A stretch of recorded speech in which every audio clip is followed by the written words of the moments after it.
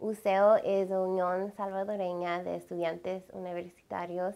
It's the Salvadorian Student Union, and specifically at UC Berkeley, it started in spring of 2009. There's an integral, something integral to the dialectic between wisdom and the lessons of the past, on the one hand, that we accumulate over time, and the future that's being forged in the present battles that we're waging. And so you guys, as the youth, are that link, that bridge, that dialectical link.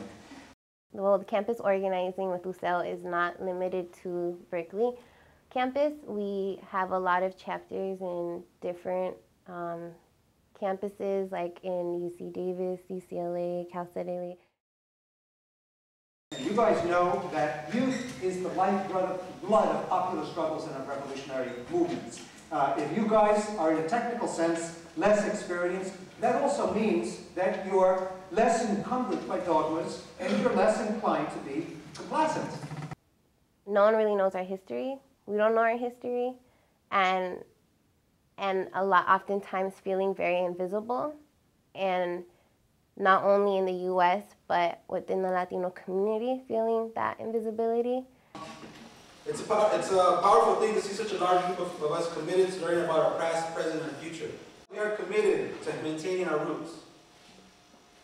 And these roots start back in El Salvador, not here in El Salvador.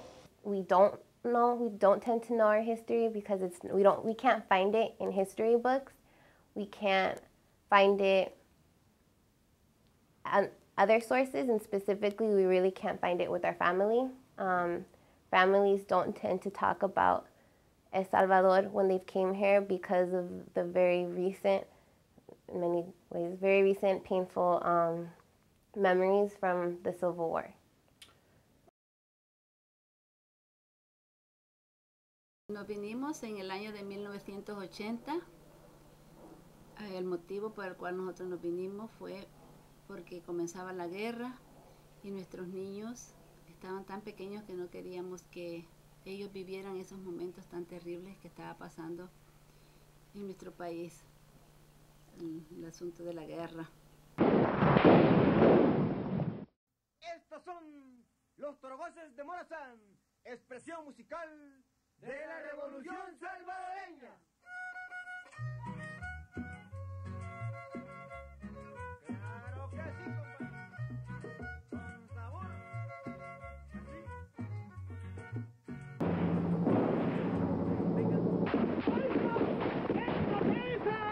¡Prensa, prensa! Vengan compañeros todos a gozar con este conjunto que es muy popular. Vengan a gozar, vengan a bailar con los torogoces de Morazán.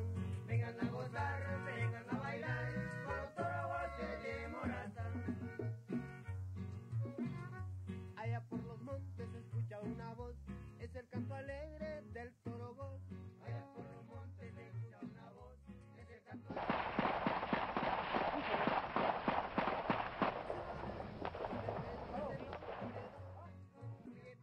La guerra no discrimina a nadie. Ahí la situación era vivir o morir. Era terrible, nosotros vimos situaciones en las cuales no quiero recordar, y eso fue al principio de la guerra. No digamos cuando se recrudeció, estuvo tan dura como nos contaban nuestros amigos, nuestros parientes, y eso no lo quiero ni comentarlo porque revivía el pasado.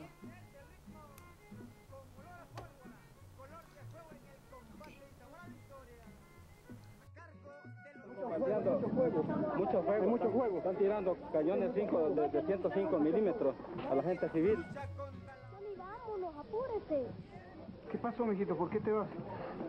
Van a borbandear. Escucha una voz, es el canto alegre del torogoz. Allá por los montes se escucha una voz, es el canto alegre del torogoz. Y bueno, antes de llegar aquí, pues tuve que pasar por mucho. Mi familia, mi papá, para mantenernos y sostener una familia de 7, hemos pasado por momentos difíciles. Entonces mi papá decidió venirse para sacar más dinero y aprovechar de que aquí había una buena economía en ese entonces y mandarnos a traer a nosotros y fue justamente lo que hizo. You ever find other Central Americans is when you're associating with the greater Latino community. So it's like you show up to an event or an organization's meeting or even in class, and it's just like if you think that somebody's Latino, maybe in conversation you ask, you know, where is your family from? And when you do find out somebody else is also Central American, it's sort of like a treat to know that you're not the only one, because I mean you don't find a demographic of Central Americans in higher education. It's just there'll be like blanket words like Latino or Hispanic or whatever other word for that matter.